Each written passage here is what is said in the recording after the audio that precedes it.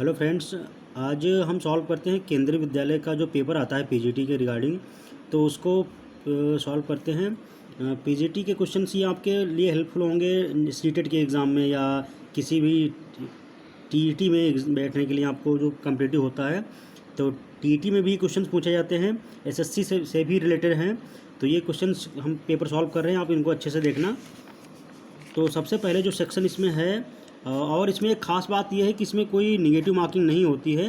तो आपको time duration दिया होता है 2.5 आवर, और कभी कभी इसमें 3 घंटे का भी पेपर होता है। तो बस इसको अच्छे से करना होता है, टाइम बहुत होता है। ठीक है, तो प्रैक्टिस बहुत अच्छे से हो तो ये इसमें ज़्यादा कोई दिक्कत नहीं आती है क्रैक करने में। तो आइए देखते हैं कि सबसे पहले सेक्शन है जो आपका इंग्लिश ओरिएंटेड है। तो इसमें आपका क्वेश्चन पूछे गए थे इंग्लिश से। इंग्लिश थोड़ी सी डिफ़िकल्ट आती है। सबसे पहला क्वेश्चन है जनरल इंग्लिश से, complete the following sentence using complete the following sentence by using the correct form of the verb, use the options given below. तो फर्स्ट आपका इस प्रकार से दे रखा है, I did not bring my wallet since you invited me to lunch, I guessed you.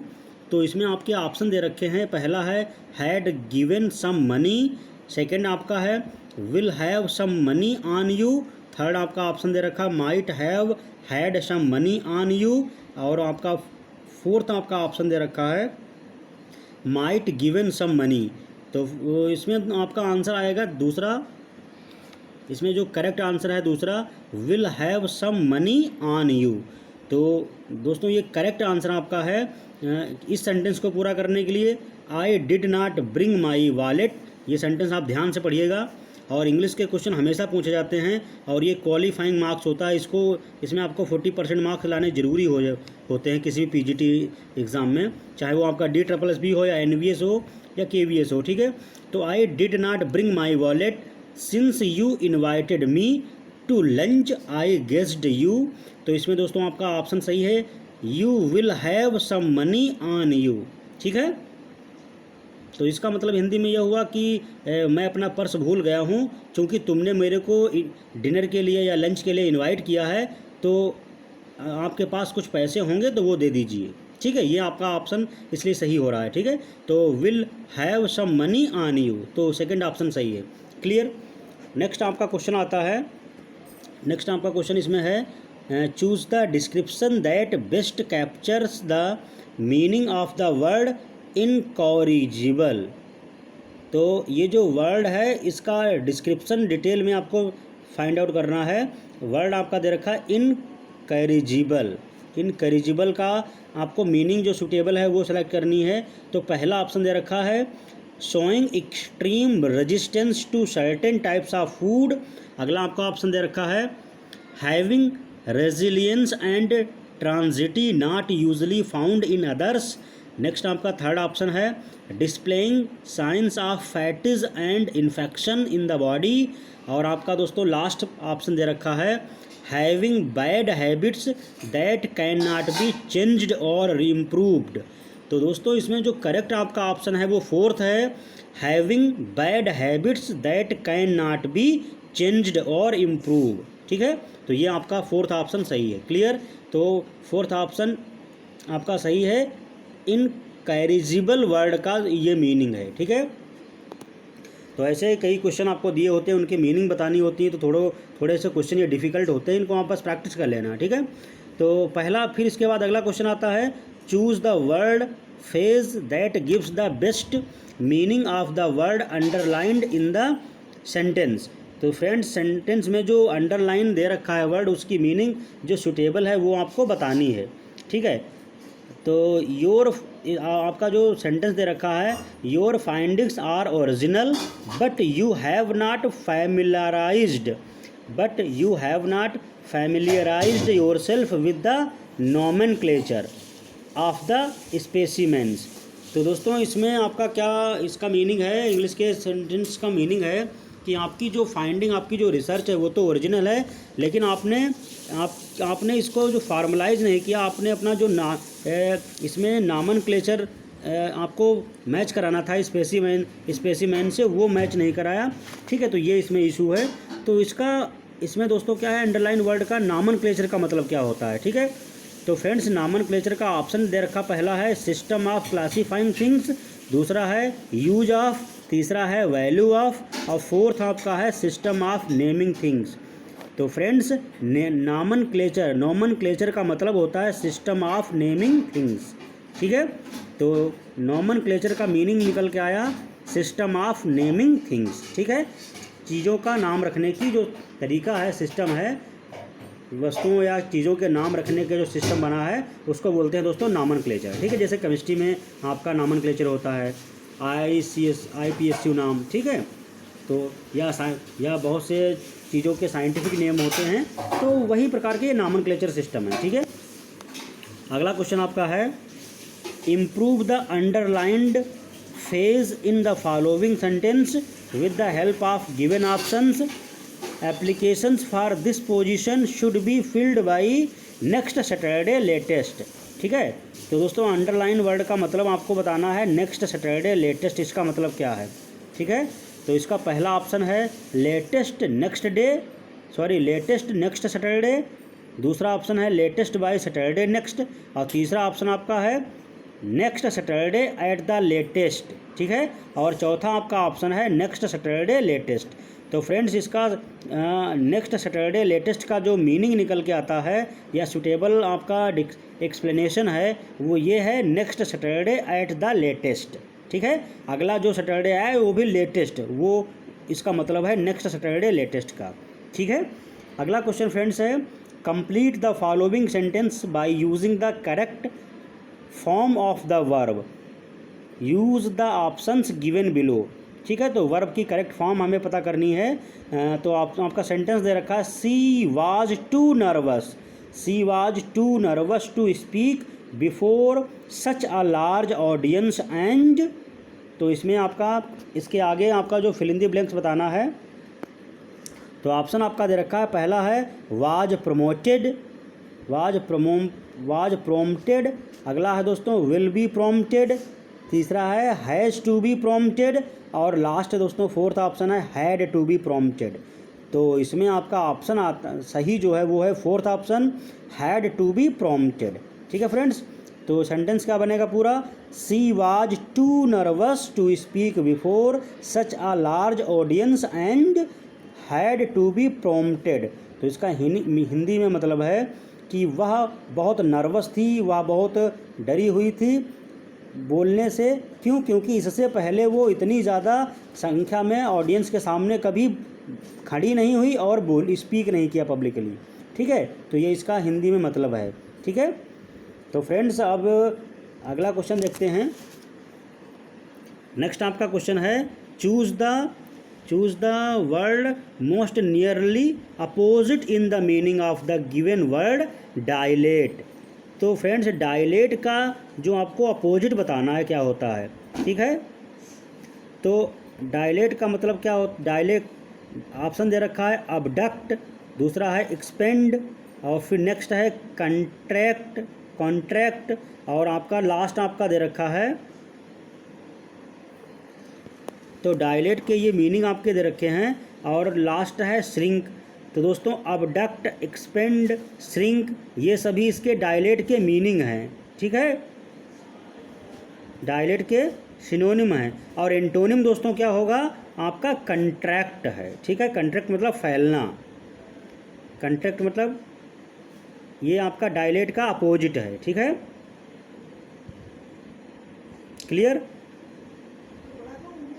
Contract clear. तो आपके एंटोनिम सिनोनिम भी कई एग्जाम में पूछे जाते हैं, ठीक है। तो इनको भी आप अच्छे से प्रैक्टिस कर लेना। तो डायलेट का अपोजिट है कंट्रैक्ट, ठीक है। अगला दोस्तों क्वेश्चन आपका है, नेक्स्ट क्वेश्चन है चूज़ द, नेक्स्ट आपका क्वेश्चन पूछा गया था choose the one meaning which best explanation the idiom Hobson's choice. तो दोस्तों हॉब्सन्स चॉइस का जो मीनिंग होता है सिनोनिम वो क्या होता है ये आपको बताना है, ठीक है। तो इसमें आपका पहला दे रखा है a situation in which you have no choice because if you do not accept what is given you get nothing at all, ठीक है। तो ये आपका ऑप्शन सही फ्रेंड्स है।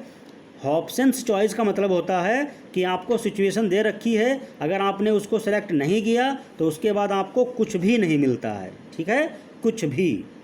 क्लियर? तो सपोज इस प्रकार की कंडीशन आपके सामने आ सकती है, जैसे एटीएम में आपके पास आपको अर्जेंट कुछ अमाउंट विड्रा करना है और एटीएम में सपोज 500 के मल्टीपल में नोट्स निकल रहे हैं, ठीक है, और आप निकालना चाह रहे थे उसमें निकालना चाह रहे थे 400 रुपये, ठीक है, तो आप अगर उसमें 100 के मल्टीपल में है नहीं तो आपको 500 रुपये अगर नहीं निकाले तो आप वहाँ से कुछ नहीं मिलेगा, ठीक है, वापस आना पड़ेगा, ठीक, ओके, आपको ट्रांजैक्शन कैंसिल करना पड़ेगा। तो आप 500 रुपये का नोट निकाल ली तो आपके लिए बेनिफिशियल है कि आपका काम चल जाएगा, ठीक है। तो इस प्रकार की सिचुएशन कहलाती है हॉब्सन्स चॉइस, ठीक है, हॉब्सन की चॉइस, ठीक है। तो ये आपका पहला ऑप्शन सही था। अगला आपका क्वेश्चन है, choose the right description that best captures the meaning of the word marginalia, ठीक है, मर्जिनालिया का सिनोनिम आपको बताना है कि बेस्ट डिस्क्राइब कौन सा सेंटेंस कर रहा है। क्लियर? तो आपका ऑप्शन दे रखा पहला है, members of a group who do not actually fight but observe combat from outside, ठीक है। नेक्स्ट आपका ऑप्शन दे रखा है, notes written in the margins of a book और documents by you have read, ठीक है। तो इसका मतलब होता है कि किसी बुक या डॉक्यूमेंट में जो नोट लिखा होता है, ठीक है, वो उसके आसपास जो मार्जिन दी जाती है उसकी बात हो रही है मार्जिनालिया की, ठीक है। तो दोस्तों यही बात सही है, मार्जिनालिया का मतलब यही होता है कि जब डॉक्यूमेंट कोई बनाया जाता है कंप्यूटर में या लिखा जाता है तो आसपास थोड़ा सा स्पेस छोड़ देते हैं, ठीक है, वही मार्जिन वर्ड से बना है मार्जिनालिया, ठीक है। क्लियर? अगला क्वेश्चन आपका है, identify the part of the following sentences that may have an error. तो आपको सेंटेंस में ऐसा पार्ट आपको सेलेक्ट करना है जिसमें एक एरर है, गलती है, ठीक है। तो आप पहला दे रखा है रोजेस ग्रो, ठीक है, रोजेस ग्रो। ये दूसरा आपका दे रखा है विद अबंडेंस अगेंस्ट दिस, और तीसरा आपका दे रखा है ओल्ड वॉल, और फोर्थ ऑप्शन आपका दे रखा है, आपका ऑप्शन फोर्थ दे रखा है इन दिस सीजन, ठीक है। तो आपका गलत जो है वो एरर जिस सेंटेंस के पार्ट में है वो ये है विद अबंडेंस अगेंस्ट दिस, तो ये आपका पार्ट, इस पार्ट में आपकी एरर है, ठीक है, तो ऑप्शन दूसरा सही होगा। क्लियर? अगला क्वेश्चन फ्रेंड्स आता है, improve the underlined phrase in the following sentence with the help of given option, ठीक है। तो दोस्तों ऑप्शन आपका दे रखा है sentence, Raju seemed to be living at some remove. तो ये दोस्तों अंडरलाइन दे रखा है at some remove from reality. तो आपको ये बताना है, अंडरलाइन वर्ड का इम्प्रूव करना है उसकी मीनिंग, ठीक है। तो एट सम रिमूव का मतलब क्या है, आप पहला ऑप्शन दे रखा है फ्रॉम सम रिमूव, दूसरा दे रखा है इन अ रिमूव, और तीसरा आपका दे रखा है एट वन रिमूव, ठीक है। फोर्थ दे रखा आपका ऑप्शन है एट सर्टेन रिमूव। तो दोस्तों इसमें आपका ऑप्शन जो सही है वो है थर्ड, एट वन रिमूव, ठीक है। तो एट वन रिमूव आपका ऑप्शन सही है, ठीक है, थर्ड ऑप्शन। क्लियर? अब फ्रेंड्स इंग्लिश का सेक्शन आपका कंप्लीट हो चुका है। इंग्लिश से आपका 10 क्वेश्चन पूछे जाते हैं और 10 में से आपको 40% क्वेश्चन सॉल्व करना, 40% क्वेश्चन सही होना कंपलसरी है, अदरवाइज आपका अगला सेक्शन चेक नहीं होता है, ठीक है। तो बस ये कंपलसरी है, इसलिए इसको आप इंग्लिश की अच्छी खासी प्रिपरेशन कीजिए, क्योंकि काफ़ी इससे मुश्किल क्वेश्चन आते हैं। आपने देखा कितने अपोजिट सेंटेंस या आपके सिनोनिम या मीनिंग निकालने वाले कितने डिफिकल्ट वर्ड हैं, ठीक है। अब दोस्तों आता है सेक्शन आपका हिंदी से, ठीक है। तो हिंदी का दोस्तों क्वेश्चन है आपका, हिंदी में सरल क्वेश्चन आते हैं और स्कोर आप कर सकते हो जो स्टूडेंट हिंदी मीडियम के हैं, खासकर यूपी बोर्ड से रिलेटेड। तो पहला दोस्तों क्वेश्चन है, कबीर का संबंध किस काव्य धारा से था, ठीक है। तो कबीर दोस्तों ज्ञान मार्गी निर्गुण भक्ति धारा से थे, ठीक है। अगला क्वेश्चन दोस्तों है, रामधारी सिंह दिनकर की प्रसिद्ध रचना का नाम क्या है। तो रामधारी सिंह दिनकर की प्रसिद्ध रचना जो थी उसका नाम था उर्वशी, ठीक है। अगला दोस्तों क्वेश्चन है, अनेकार्थक शब्द के रूप में गुरु कौन सा अर्थ अनुपयुक्त है।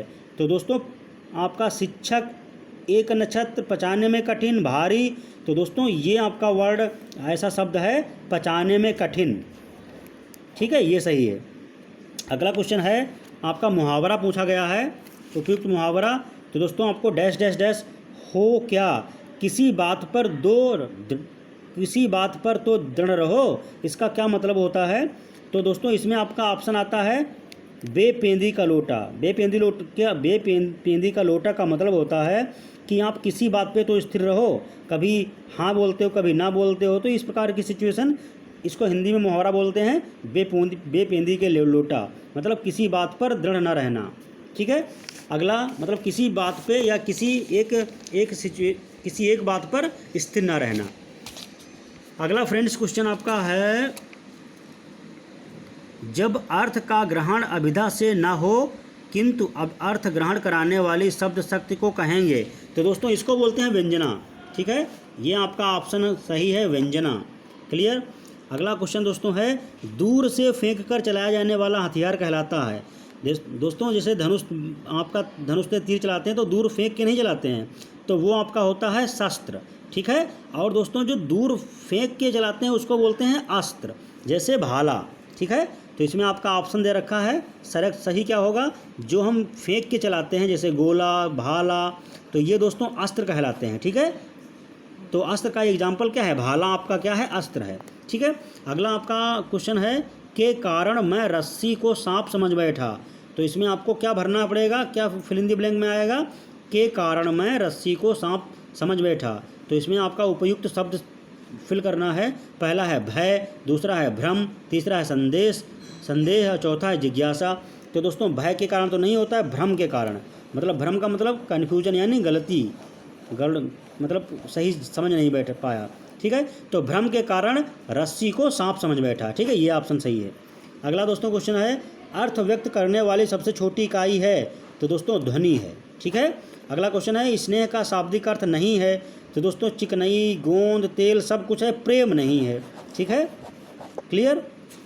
तो ये आपके हिंदी के क्वेश्चन हो गए 10। अब आपके दोस्तों क्वेश्चन आता है करंट अफेयर से रिलेटेड आपके क्वेश्चन आते हैं। और ये आपको करंट अफेयर जब ज़्यादा स्ट्रांग होता है, आप इसको ज़्यादा से ज़्यादा पेपर पढ़ते रहिए, ठीक है। तो इसमें आपका जनरल नॉलेज और करंट अफेयर दोनों मिक्सअप हैं। तो दोस्तों इंग्लिश का वर्जन थोड़ा सा पेज फटा हुआ है, आप देखो। निम्नलिखित में से किस स्थान पर हाल ही में विश्व के सबसे बड़े solar power plant solar park का उद्घाटन किया गया। तो दोस्तों सबसे बड़े सोलर पार्क का उद्घाटन कहाँ किया गया है, ये दोस्तों तमिलनाडु के, ये दोस्तों कहाँ किया गया है, आपका कर्नाटक में, ठीक है। पहला ऑप्शन है कर्नाटक, या कर्नाटक में दोस्तों बेंगलुरु में आपका एम चिन्नास्वामी स्टेडियम, क्रिकेट का जो स्टेडियम है वो पूरी तरह से सौर ऊर्जा से ओरिएंटेड है, ठीक है। सौर प्लेट्स लगी हैं, सोलर प्लेट, ठीक है। तो दोस्तों इसका आपका ऑप्शन सही है, कर्नाटक। सबसे बड़ा सोलर पार्क का उद्घाटन किसने किया है, कर्नाटक ने, ठीक है। अगला दोस्तों क्वेश्चन आपका है, संविधान सभा के उद्देश्यों का उल्लेख करने वाली उद्देश्य प्रस्तावना ऑब्जेक्टिव्स रेजोल्यूशन किसने पेश किया। तो दोस्तों ये आपका ऑप्शन सही है, बी आर अम्बेडकर, भीमराव अम्बेडकर ने पारित किया था, ठीक है। अगला क्वेश्चन दोस्तों आता है आपका, one of the following is true about Harappan script. तो दोस्तों हड़प्पा की जो सभ्यता है उसके रिगार्डिंग कौन सी बात सही है, it is comparable to the Roman script, it is written from left to right like the Devanagari, it is an alphabetic script, और फोर्थ है it is a pictographic script. तो दोस्तों फ्रेंड आपका जो ऑप्शन सही है वो फोर्थ है, it is a pictographic script. तो आप देख सकते हो, आप याद रखना कि जो हड़प्पा में की जो सभ्यता थी वो दोस्तों यह चित्रलेख लिपि थी, ठीक है। जो हड़प्पीय लिपि थी वो दोस्तों चित्रलेख लिपि थी, ठीक है, यानी पिक्चोग्राफिक स्क्रिप्ट, ठीक है। अगला आपका क्वेश्चन है, which of the following settlement pattern is likely to develop in plain fertile agriculture regions. तो दोस्तों इसका आपका ऑप्शन सही है, रेक्टेंगल, ठीक है, रेक्टेंगल। क्लियर। आप हिंदी में भी दोस्तों देख सकते हो, हिंदी में इसका मतलब होता है, निम्नलिखित में से कौन सी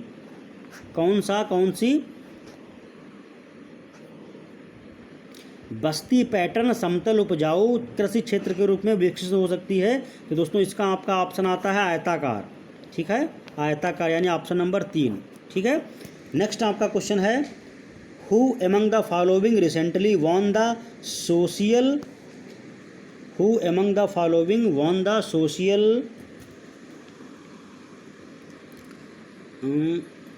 who among the following recently won the special golden man broker prize which makes the 50th anniversary of the prestigious award man broker prize? तो दोस्तों इसका आपका ऑप्शन सही है माइकल ओंडेजते। ठीक है, इसका ऑप्शन पहला सही है।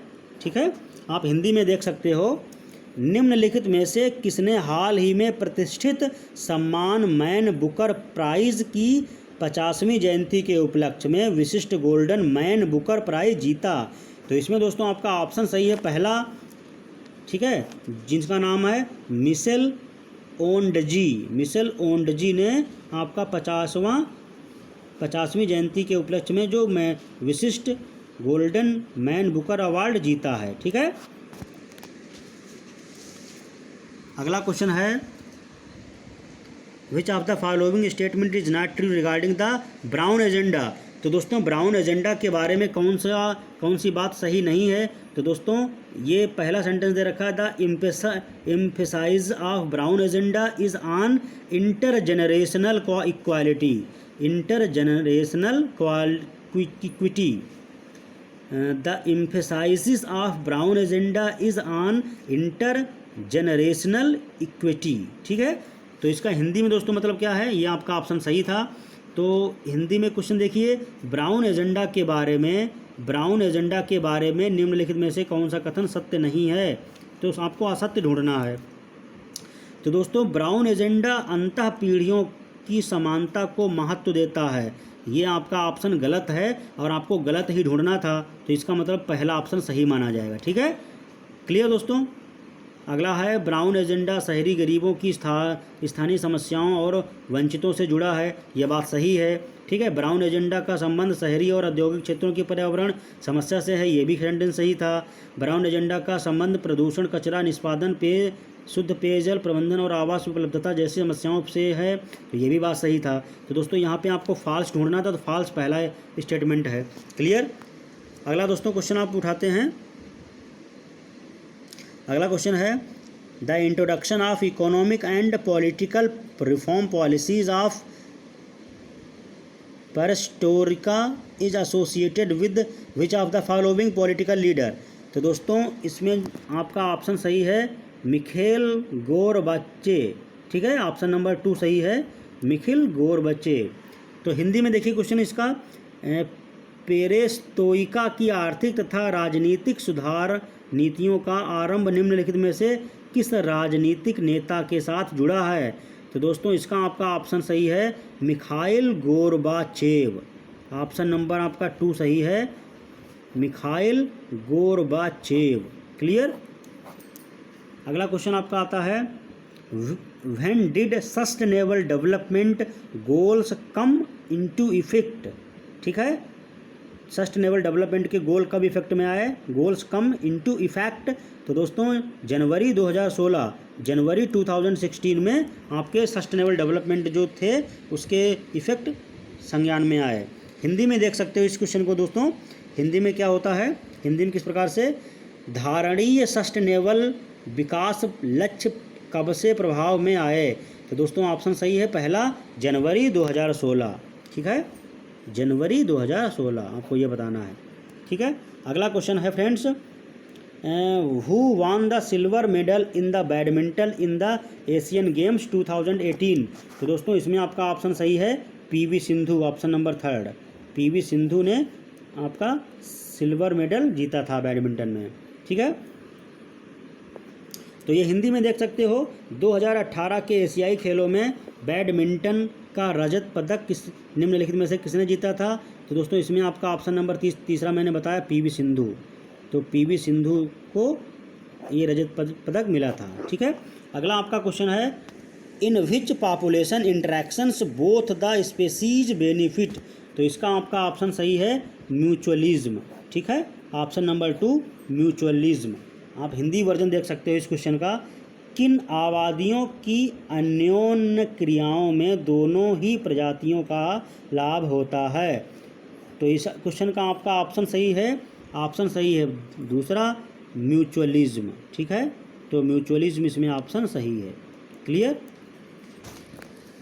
तो फ्रेंड्स ये आपके क्वेश्चन जीएस से रिलेटेड आए हुए थे, जो कि इंपॉर्टेंट थोड़े से डिफ़िकल्ट भी हैं। तो इनकी आप खूब प्रैक्टिस कर लो। जितना ज़्यादा न्यूज़पेपर और करंट अफेयर आप जो यूट्यूब वगैरह पे मिलते हैं उनको करंट अफेयर की तैयारी करते रहोगे, उतना ज़्यादा आपके लिए बेनिफिशियल है। ठीक है, तो फ्रेंड्स अगला सेक्शन आपका आता है रीजनिंग एबिलिटी। ठीक है, तार्किक योग्यता। ये आपका पोर्शन बहुत स्कोरिंग होता है, बस आपको इसको अच्छे से करना होता है। ठीक है, ये आपका स्कोरिंग पोर्शन है। तो पहला आपका क्वेश्चन दे रखा है friends, select the correct alternative from the given ones that will complete the number series.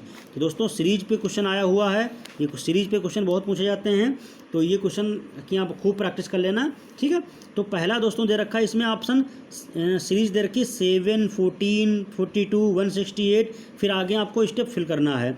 तो दोस्तों पहला दे रखा है 7, फिर 14, फिर 42, फिर 168, फिर अगला स्टेप क्या आएगा ये पूछा जा रहा है। तो दोस्तों देखते हैं रिलेशन क्या बनता है। तो फ्रेंड्स आप देख सकते हो 7 पहला दे रखा है, फिर 7 में मैंने 2 से मल्टीप्लाई किया तो कितना हो गया 14। ठीक है, फिर दोस्तों अगला 14 में हम 3 का मल्टीप्लाई करें तो आपका आ जाता है 42। ठीक है, आप देख सकते हो दोस्तों 7 × 2 = 14 हो गया। अगला दोस्तों 14 × 3 42 हो गया। अब दोस्तों 42 × 4 देखो 2, 3, 4 आगे के किससे बढ़ा के मल्टीप्लाई करते रहे हैं।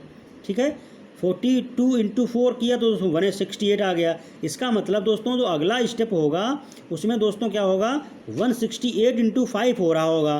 तो दोस्तों 165 × 8 का मल्टीप्लाई किया तो हमारा आंसर आया 840। तो दोस्तों ऑप्शन इसमें 840 दे रखा है पहला, तो इसका मतलब है पहला ऑप्शन सही है।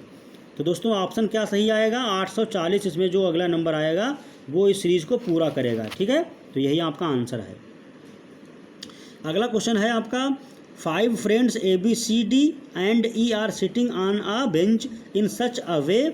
पहला है C is sitting to immediate left of A। दूसरा दोस्तों दे रखा है B is sitting to the right of A and D। अगला दोस्तों दे रखा है statement E is sitting to the left of C and A। तो दोस्तों का आपसे पूछा जा रहा है who is sitting in the middle. तो आप इसको बहुत इजी तरीके से कर सकते हो। आप देखना ध्यान से, पहला जो स्टेटमेंट दे रखा है दोस्तों, पहला क्या दे रखा है C is sitting to immediate left of A। तो दोस्तों हमने क्या किया, सबसे पहले यहाँ कहीं C मान लिया और A के इमीडिएट लेफ्ट में बैठा लिया। ठीक है, इधर आपका राइट है, इधर लेफ्ट है। ठीक है, अगला दोस्तों क्या दे रखा है, अगला दे रखा है B is sitting to the right of A and D। तो दोस्तों B जो आपका है वो A के राइट में है। ठीक है, A और D के राइट में है। दोस्तों A यहाँ पे था तो D भी यहीं कहीं होगा, तो D और A के राइट में हमने बैठा दिया B को। ठीक है, अगला आपका स्टेटमेंट दे रखा है E is sitting to the left of C and A।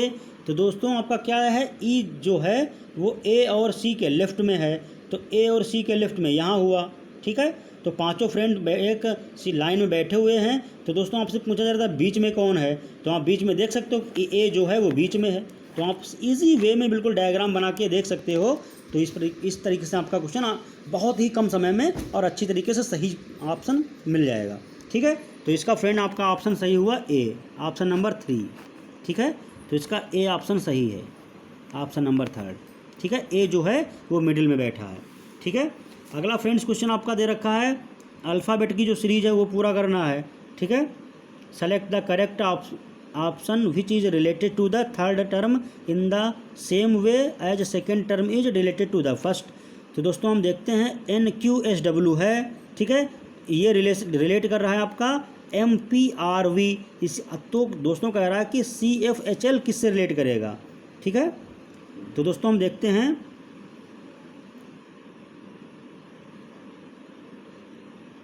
तो हम देखते हैं सबसे पहले N था तो N में से एक कम किया तो आया M। ठीक है, इसी तरीके से दोस्तों Q से एक कम किया तो आपका P आया, और S से दोस्तों एक कम किया तो R आया, और W से एक कम किया तो V आया। तो इसका मतलब दोस्तों इसके हर लेटर से एक कम करके ये बना है। तो दोस्तों CFHL से एक कम करेंगे तो क्या आएगा, B आएगा, F से कम करेंगे E आएगा, H से कम करेंगे G आएगा, L से कम करेंगे क्या आएगा। तो ऑप्शन नंबर दूसरा आपका आ जाएगा तुरंत इमीडिएट। ठीक है, ये आपका आंसर हो गया। ठीक है, अगला क्वेश्चन दोस्तों थोड़ा डिफिकल्ट है, इसको ध्यान से देखना, लेकिन स्कोरिंग है और इसको कंसंट्रेट होकर करोगे तुरंत रिजल्ट निकल आएगा। ठीक है, आपसे पूछा जा रहा है कि if supreme SUPREME is coded as DLDSRTO how would broad is coded. तो दोस्तों पूछा जा रहा है कि ब्रॉट BROUGHT किस कोड से बनेगा। तो दोस्तों इसमें रिलेशन देखते हैं, सुप्रीम को कैसे DLDSRTO बनाया गया है। तो आप देख सकते हो इसको फ्रेंड्स, ध्यान से देखना, बहुत इंपॉर्टेंट क्वेश्चन है। तो फ्रेंड्स मैंने क्या किया, एस को एक कम किया। सबसे पहले इसको 3 भाग इस प्रकार का आपका देखो 7 लेटर हैं, तो पहले 4 का एक पेयर बनाया और 3 का एक अलग पेयर बनाया। तो दोस्तों आप देखो एस को एक कम किया तो यहाँ पे अगले दोस्तों ये 4 हैं, ये पहले लगेंगे। 4 दोस्तों हैं आपके जो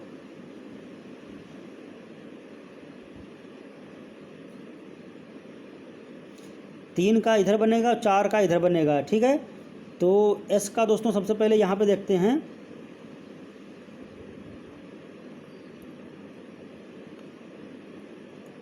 सबसे पहले क्या है, जो ई है लास्ट की उसमें एक कम किया तो दोस्तों आया है डी। एम को एक कम किया तो आपका आया एल। ई को दोस्तों कम किया, ये आया है डी। ठीक है, ये 3 हो गए मेरे। ठीक है, अब दोस्तों बात आई आर की। ठीक है, आर में दोस्तों क्या किया, एक मैंने प्लस किया तो आ गया एस, समझे रहे ना। ठीक, उसके बाद दोस्तों पी में क्या किया, एस आ गया।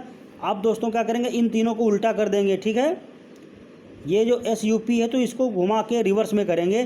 तो पी का दोस्तों हमने क्या किया, एक कम किया तो आ गया ओ, लेकिन लास्ट में लिखेंगे। ठीक है, यू का एक कम किया तो आएगा हमारा टी, तो इसके बाद लिखेंगे। और एस का दोस्तों क्या आएगा, आर, तो आर ये। तो इसका मतलब 3 जो ये SUP बचे तो दोस्तों ये रिवर्स ऑर्डर में लिखे जाएंगे। यानी एस का जो कम आएगा वो सबसे यहाँ पे लिखा जाएगा, और इसका जो एक लेस करके जो बनेगा ये यहाँ पे, और दोस्तों पी का जो सबसे लेस होके 1 आया वो यहाँ पे। ठीक है, तो यही सेम पैटर्न हम इसमें बनाएंगे। ठीक है, तो सेम पैटर्न जब ब्राट में बनाएंगे दोस्तों, तो सबसे पहले इसको इस प्रकार से अलग अलग कर लीजिए और ये अलग कर लीजिए। ठीक है, तो हमने क्या किया था, सबसे पहले कम किया था इसमें टी में से कम किया तो एस आया, एच में से कम किया एक तो जी आया, और दोस्तों जी में से कम किया तो एफ आया। ठीक है, अब दोस्तों यू में एक बढ़ा दिया, प्लस किया था तो एक प्लस कर दिया तो वी हो गया। ठीक है, अब दोस्तों ओ में एक कम करेंगे लेकिन लिखेंगे सबसे लास्ट में। ठीक है, लिखेंगे सबसे लास्ट में, लेकिन तो ओ में से एक कम करेंगे तो आपका आएगा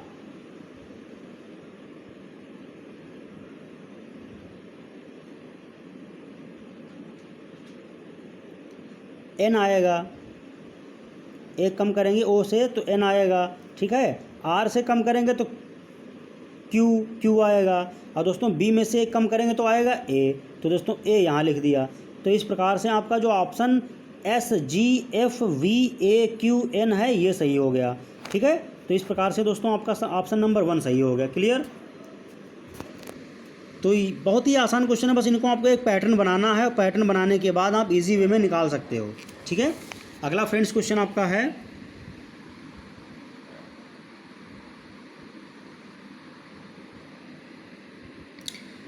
in a row of children, Bhavana is 9th from the left and Asu is 13th from the right. They exchange their position and then Bhavana becomes 17th from the left. Find the new position of Asu from the right end of the row. तो दोस्तों ये बहुत easy question है, बस ये आपको अच्छे से बनाना होता है। आप देखो स्टार्टिंग में क्या था, लेफ्ट से भावना आपकी इस पोजीशन पे थी। ठीक है, 9th पोजीशन पे थी। ठीक है, तो 9th पे बना दिया। क्लियर, और आंसू दोस्तों जो था वो 13 पे था। ठीक है, ये आप ध्यान से देख सकते हो।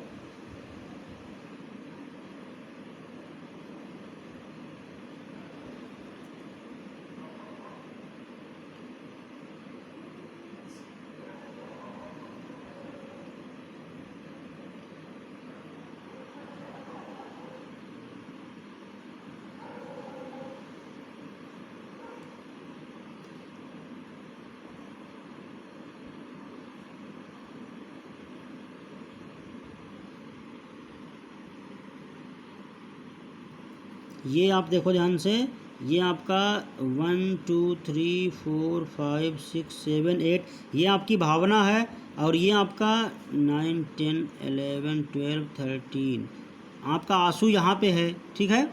आंसू आपका 13 पे, ठीक है। आपका आंसू 1 2 3 4 5 6 7 8 9 10 11 12 13, ठीक है। और उसके बाद दोनों पोजीशन चेंज कर लेते हैं, भावना बिकम 17th। तो जब एक्सचेंज करते हैं तो भावना 17th बन जाती है फ्रॉम लेफ्ट से, ठीक है। तो 8th पे वो पहले से थी, अब 17th हो जाती है, तो 9 पोजीशन और हो गई। तो इस पूछा जा रहा है कि इसमें finally find the new position of Ansu from the right end of the row. तो आंसू की पोजीशन पूछी जा रही है कि क्या होगी, ठीक है। तो आंसू की पोजीशन राइट साइड से हो जाएगी 21वीं, ठीक है, 21वीं। क्लियर।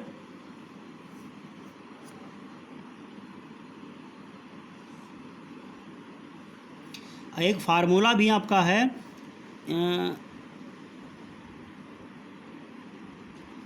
फ्रेंड्स 13 पोजीशन आंसू की पहले थी, ठीक है, और भावना की 8 पे थी, तो 13 और 8 कितने होते हैं आपके 21, इसलिए 21 आपकी पोजीशन हो जाएगी, ठीक है। तो इस तरीके से आप करोगे, क्वेश्चन हो जाएगा, ठीक, क्लियर। अगला आपका क्वेश्चन आता है, बहुत इजी क्वेश्चन है। A man stands facing west, he turns 135 degree clockwise and then he turn 180 anti clockwise, then he turned 45 clockwise, what is the final direction। तो दोस्तों ये बहुत ही आसान क्वेश्चन है, आप इसको देखो ध्यान से दोस्तों।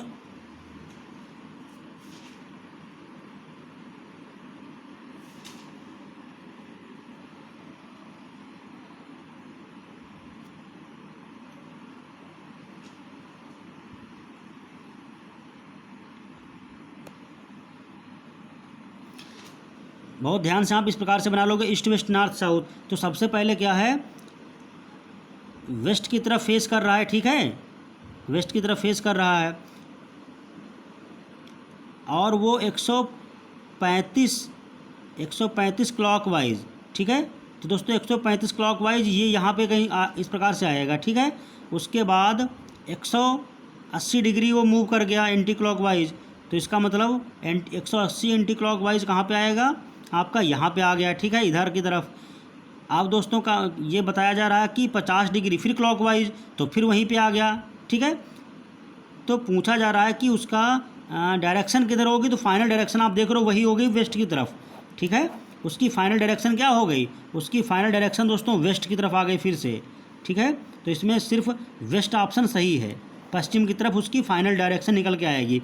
दोस्तों एक बार फिर से देख लो, हमने ईस्ट वेस्ट नॉर्थ साउथ बनाया, तो दोस्तों यहाँ पे ये पर्सन वेस्ट की तरफ आपका फेस करके खड़ा हुआ था, तो 135 डिग्री आपको पहले क्या करना है, क्लॉकवाइज मूव किया, 135 डिग्री ये आया दोस्तों। उसके बाद 180 डिग्री तो ये हुआ, ठीक है, 180 डिग्री एंटी क्लॉकवाइज मूव किया। उसके बाद दोस्तों 45 डिग्री आपका फिर क्या किया, 45 डिग्री फिर क्लॉकवाइज घूमा, ठीक है। तो 45 डिग्री फिर करेगा, तो इसका मतलब यहाँ पे आ जाएगा, ठीक है। तो ये डायरेक्शन आपकी क्या है, वेस्ट की तरफ, तो वेस्ट ऑप्शन सही है, ठीक है। तो इसके क्वेश्चन आपको बस थोड़ा ध्यान से करने होते हैं, बाकी बहुत इजी हैं, ठीक है, इसी वजह से स्कोरिंग भी है। नेक्स्ट आपका क्वेश्चन है,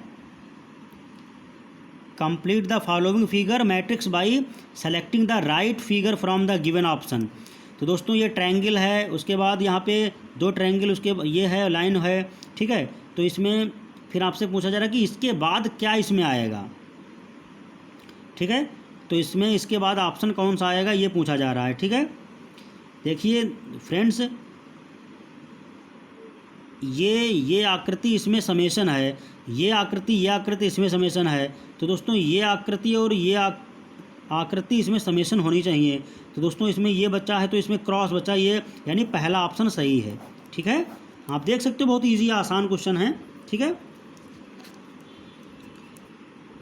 ये दोस्तों आकृति और ये इसमें समाहित थी, ये और ये इसमें समाहित है। तो दोस्तों इसी प्रकार से ये आकृति और ये आकृति का सम ये होगा। तो इसमें दोस्तों ये आकृति दे रखी ऊपर की है, ठीक है। तो क्रॉस बचा, ये क्रॉस इसमें होगा ये वाला, ठीक है। तो फ्रेंड्स ये आपके क्वेश्चन कंप्लीट हुए। अब नेक्स्ट क्वेश्चन आपका है, ये क्वेश्चन आपका है, in a family of 6 there are 3 men XYZ and 3 women ABC. The family has an architect, a lawyer, a professor, a chartered accountant, a doctor and an engineer. The description of family given below. ठीक है, ये question important है, blood relation से है। इसमें description क्या दे रखा है, there are 2 married couples and 2 unmarried persons, ठीक है। क्या है, the doctor is married to lawyer, X is married to CA, A's father is a professor, the lawyer is C's daughter-in-law, Z is not A's husband, Y is not X's son, nor is he an architect or professor. तो दोस्तों पूछा जा रहा है who is the architect. तो दोस्तों इसको solve करना है इक्वेशन बना के। तो आर्किटेक्ट आपका आएगा ए, ठीक है, ए आपका आर्किटेक्ट है। दोस्तों थोड़ा सा टाइम वीडियो ज़्यादा लंबा हो जाएगा, इसलिए आप इसको सॉल्व करना बहुत आसान है। आप ये इसकी क्वेश्चन बना के देखोगे तो ए निकल के आएगा आर्किटेक्ट, ठीक है। अगला क्वेश्चन है, चूज द ऑड वन। तो दोस्तों try cycle, Trident, trifle, try colour. तो दोस्तों इसमें ऑड क्या है, तो ट्राइफल इसमें क्या है, ट्राइफल आपका अलग है। दोस्तों इंग्लिश इसका हिंदी वर्जन देख लेते हैं। इसमें विषम चुनना था, तिपहिया, त्रिशूल, छोटी सी बात, तिरंगा। तो दोस्तों तिरंगा, त्रिशूल, तिपहिया सब एक जैसी हैं, छोटी सी बात अलग चीज़ है। तो छोटी सी बात आपका थर्ड है। तो थर्ड छोटी सी बात का मतलब, छोटी सी बात ऑप्शन नंबर थर्ड सही होगा, इसलिए ट्राइफल का मतलब छोटी सी बात है, ये सही है, ठीक है।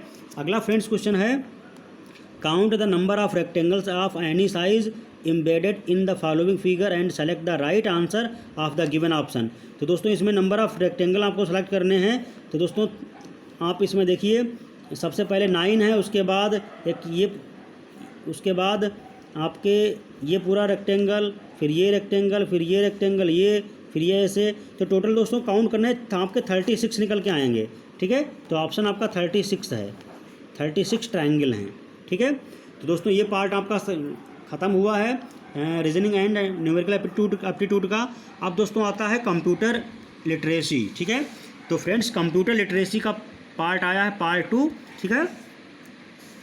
ये क्वेश्चन आपके बहुत इंपॉर्टेंट हैं, ICT से रिलेटेड हैं। तो दोस्तों ये क्वेश्चन आपके हर लगभग एग्जाम में पूछे जाते हैं, इनको बहुत ही ध्यान से देखना, ठीक है। ये आपकी स्कोर भी करते हैं। तो सबसे पहला क्वेश्चन है, speed of internet connection is measured in.